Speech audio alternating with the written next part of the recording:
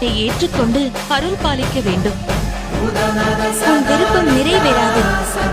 இந்த அவதாரத்தில் நித்திய பிரம்மச்சாரியாகவே நான் இருக்கப் போகிறேன். ஆனாலும் ஒரு வாய்ப்பு இருக்கிறது. எனக்கென்று ஒரு கோவில் கட்டப்படும். அப்போது என்னை தரிசிக்க லட்சக்கணக்கில் பக்தர்கள் வருவார்கள். வருடா வருடம் என் பக்தர்களின் கூட்டம் அதிகரித்துக் கொண்டே போகும். ஒவ்வொரு வருடமும் புதிதாக பக்தர்கள் என்னை முதன்முறையாக தரிசிக்க வருவார்கள். அப்படி எந்த வருடத்தில் புதிய பக்தர் யாரும் வரவில்லையோ அப்போது உன்னை நான் திருமணம் செய்து கொள்கிறேன். அதுவரை காத்திரு.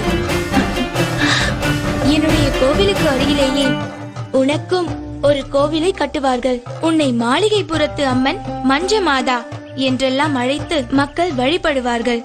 என்னை காண வரும் பக்தர்கள் உன் கோவிலுக்கும் வந்து உன்னையும் தரிசித்துவிட்டு செல்வார்கள்.